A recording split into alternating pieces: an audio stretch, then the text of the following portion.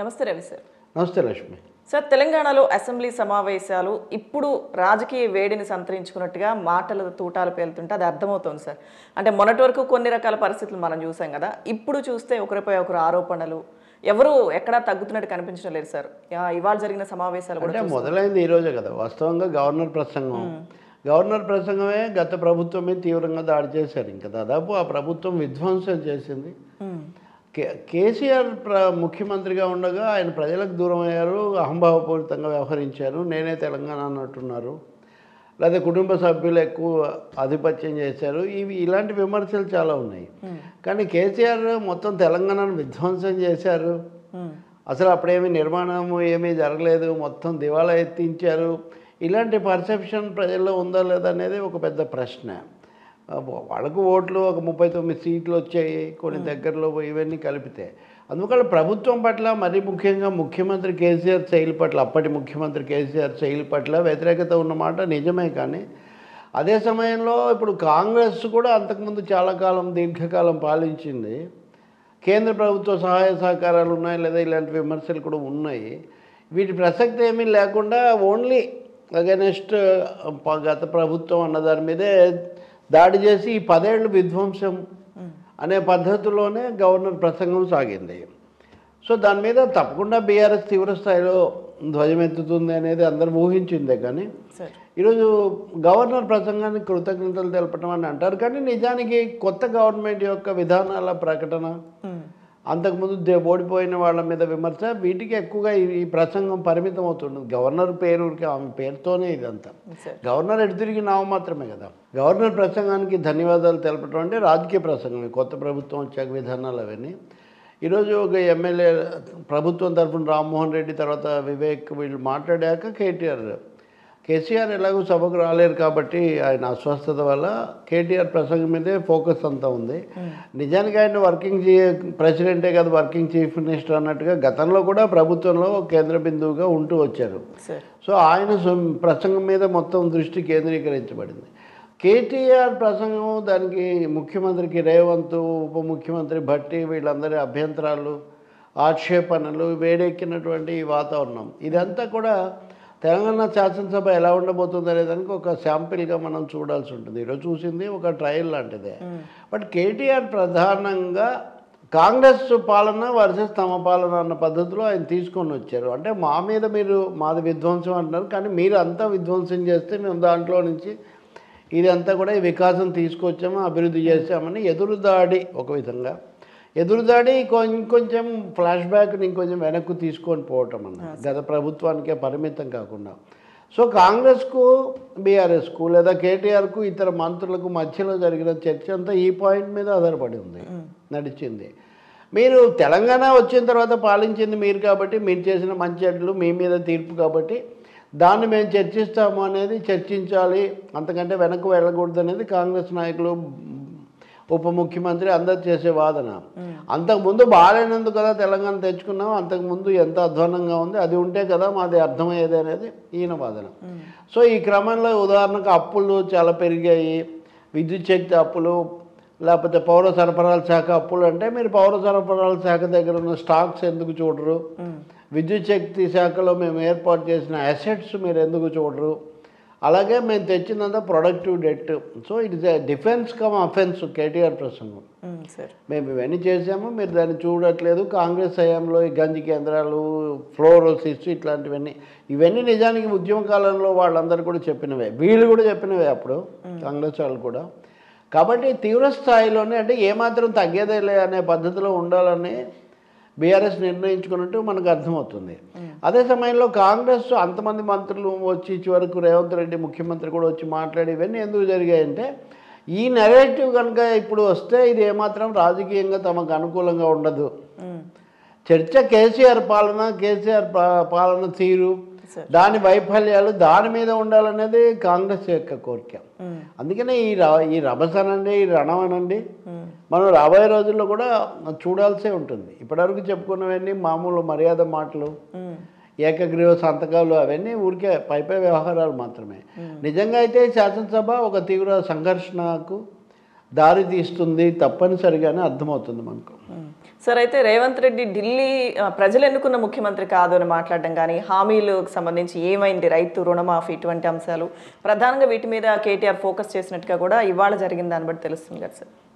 అది నిజమే. అంటే అదే కదా, మేము ప్రజల నిజమైన తెలంగాణకు మేము వారసులం. మా కేసీఆర్ వారసుడు. రేవంత్ రెడ్డి ప్రజలు అనుకున్న ముఖ్యమంత్రి కాదు, ఈయన నామినేటెడ్ ముఖ్యమంత్రి, అలా ఢిల్లీ రుద్దిన ముఖ్యమంత్రి అని చెప్పాలనేది. బట్ మెజారిటీ ఉన్న పార్టీ వాళ్ళ ముఖ్యమంత్రిని ఎలా ఎన్నుకుంటుంది అనేది వాళ్ళ ఇష్టమే, కానీ దాన్ని వీళ్ళు నిర్ణయించలేరు కదా.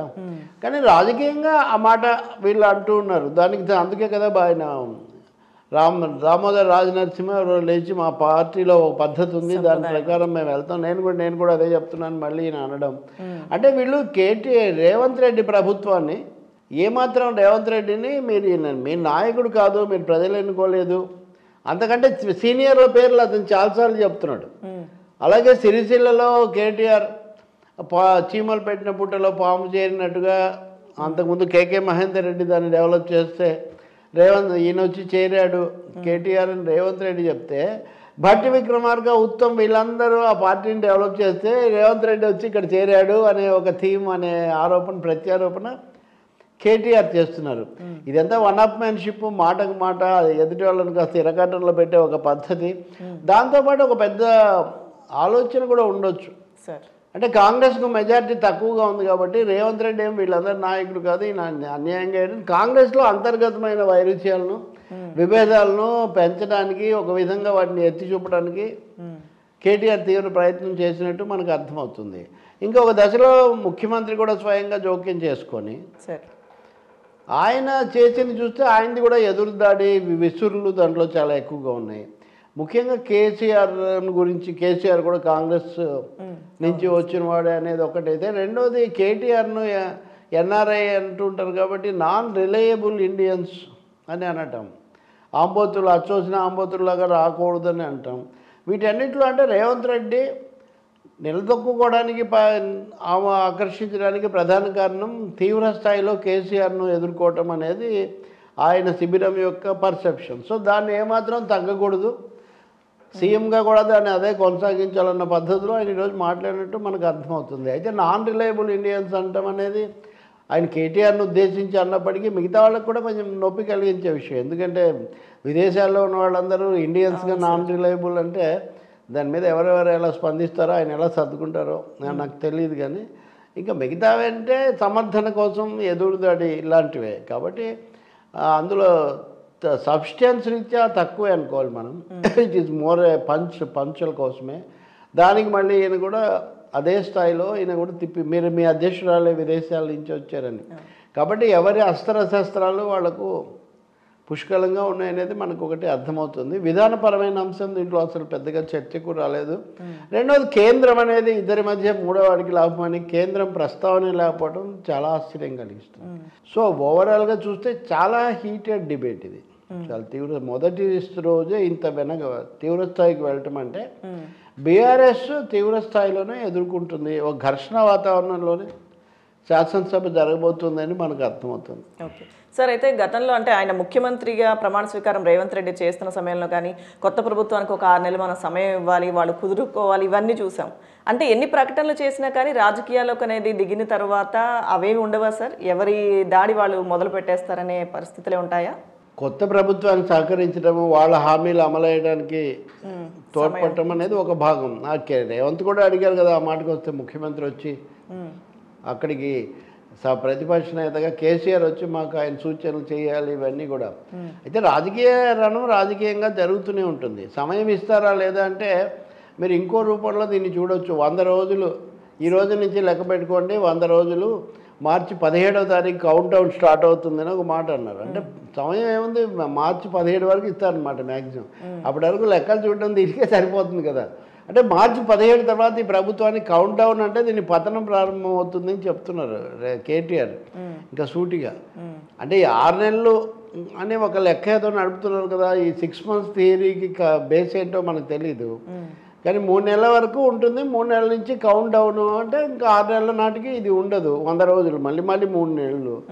ఈ లోపల లోక్సభ ఎన్నికలు అవి కూడా వస్తాయి. ఆ ఎన్నికల్లో పర్ఫార్మెన్స్లు, కేంద్రంలో మార్పులు ఇవన్నీ అంటే రేవంత్ ప్రభుత్వం నిలవద్దు, రేవంత్ రెడ్డి ప్రజలు ఎన్నుకున్న ముఖ్యమంత్రి కాదు, రేవంత్ రెడ్డి ప్రభుత్వం నిలబడేది కాదు అని మళ్ళీ మేమే వస్తాం అనే ఒక మెసేజ్ ఏదో రూపంలో ఇవ్వటం. అలాగే ప్రతిపక్ష సభ్యుల సంఖ్యలన్నీ కూడా అక్కడ కేటీఆర్ తన ప్రసంగంలో చెప్పారు. అందువల్ల ప్రభుత్వం మీద విశ్వాసం పెద్దగా లేదు, ఉండకూడదు, ఉండకుండా చూడటం అనేది కూడా బీఆర్ఎస్ ఒక టాస్క్గా పెట్టుకున్నట్టుగా ఉంది.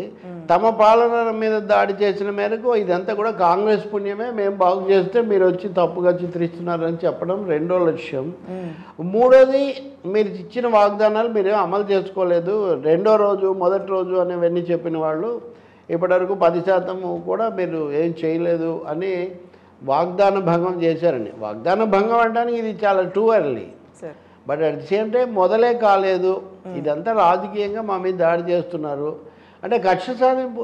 ఇంకో విధంగా చెప్పాలంటే ఇప్పుడు అలాగే ప్రజాభవన్, ప్రగతి భవన్ అక్కడ కంచె వేయటం ఇవన్నీ కూడా ఏం జరగడం లేదు. నిజానికి మీరేసిన కంచె మీరే తీసేసుకున్నారు. ఆ తీసేయడం కూడా అక్కడ ముఖ్యమంత్రి ఉండడం లేదు కాబట్టి భట్టి అంటే ప్రతిసారి కూడా భట్టి అనే అంశాన్ని ఆయన ప్రతి 3 వాక్యాలు 4 వాక్యాలు ఒకసారి భట్టి అన్న వస్తూనే ఉన్నారు. So Congress intensifying Congress internal differences అన్నది కూడా ఆయన దాంట్లో ఒక పెద్ద వ్యూహం అనుకోవాలి. అన్నిటికంటే ముఖ్యంగా మేము అంతే ధీటుగా దాడి చేస్తాం. We are the voice of Telangana, you are the voice of your high command అనే ఒక పిక్చర్ ఇవ్వడానికి జరిగిన ప్రయత్నంగా భావించాలి మనం. ఆ తర్వాత మనం అక్బరుద్దీన్ ప్రసంగం చూస్తాం. మజ్లిస్, కాంగ్రెస్ పార్టీ రేవంత్ రెడ్డి ముఖ్యమంత్రి అయ్యాక మొదటి సమావేశం మజ్లిస్ వాళ్ళతోనే జరిపి పాత బస్తీ అభివృద్ధి సమీక్ష అది చేశారు. దాన్ని బట్టి వాళ్ళు ఇటు వస్తారని అంటే మాకు మెజారిటీ 4 సీట్లు కాదు 11 దాకా ఉంది అని ఒక ఇంప్రెషన్ ఇవ్వాలి, బలోపేతం చేసుకోవాలని ముఖ్యమంత్రి ప్రయత్నం. అయితే ఈరోజు అక్బరుద్దీన్ మాట్లాడింది మిశ్రమంగా ఉంది. అంటే పూర్తి మద్దతు ఇవ్వటమో లేదా పూర్తి ఇది కాకుండా రాజశేఖర రెడ్డి పేరు తీసుకొని వచ్చి రాజశేఖర రెడ్డి అప్పుడు బాగా చేశాడు కాబట్టి మేము కాంగ్రెస్కు దగ్గర అయ్యాము. బీజేపీ, బీఆర్ఎస్ ఒక ముస్లిం అభ్యర్థిని కూడా గెలిపించుకోలేకపోయారు, ఒక్కరిని కూడా నిలబెట్టలేదు ఈ పద్ధతిలో. అంటే కాంగ్రెస్ కొంతమంది ముస్లిం అభ్యర్థులను నిలబెట్టింది. బహుశా అది కంపారిటివ్గా కొంచెం కాంగ్రెస్తో తమకున్న సంబంధం ఏంటి దాని గురించి మళ్ళీ ప్రస్తావించడం బట్టి చూస్తే మజ్లిస్ కొంచెం మధ్యంతర వైఖరి తీసుకుంటుందేమో అనేది అనిపిస్తుంది. ఇంకోటి, కేటీఆర్ అంత తీవ్రంగా దాడి చేసినప్పటికీ కూడా ఓవైసీ ఆ స్థాయిలో దాడి చేయకుండా మధ్యస్థంగా అటు ఇటుగా మాట్లాడారు. ఇంకా తర్వాత బీజేపీ వచ్చిన తర్వాత వాళ్ళు సహజంగా కాంగ్రెస్ మీద వాళ్ళు దాడి చేయటం, దాన్ని మళ్ళీ ఇటువైపు నుంచి వీళ్ళు తిప్పికొట్టడం ఇదంతా కూడా జరుగుతుంది. ఓవరాల్గా చూస్తే ఈ 4 పార్టీలు తెలంగాణలో కీలకమైన 4 పార్టీలు కూడా 4 స్తంభాలట్లా తెలంగాణ రాజకీయం ఎలా నడపబోతున్నాయి అనేది మనకి ఈరోజు సూచనప్రాయంగా తెలుస్తుంది. ముఖ్యంగా రేవంత్ రెడ్డి వర్సెస్ కేటీఆర్ అనేది అసెంబ్లీలో ఒక బిగ్ షోగా ఈసారి ఉండబోతుందని మనకు అర్థమవుతుంది. అయితే ఈ క్రమంలో గావు కేకలు పెట్టడం అది ఇదని 1-2 సార్లు కేటీఆర్ అంటున్నారు. ఆంబోతులు అలా దాని మీద కూడా చాలా అచ్చోసిన ఆంబోతులు, దాని మీద చాలా చర్చ. ఆ తర్వాత హరీష్ రావు వచ్చి మా వాళ్ళనే కాంగ్రెస్ గెలిచింది అసలు అని ఆయనకు కూడా క్లెయిమ్ చేయటం. దీని అంతటిని బట్టి బీఆర్ఎస్ వ్యూహాత్మకంగానే ప్రభుత్వం మీద తీవ్ర ఎదురుదాడి సాగించడం తథ్యం అనేది మనకు అర్థమవుతుంది. ఒకటేమో ప్రజల తీర్పును గౌరవించటము, అది అమల్లోకి వచ్చేందుకు కొంత సమయం ఇవ్వటం కూడా ఒకటి ముఖ్యమైనది వాళ్ళు దృష్టిలో పెట్టుకోవాలి.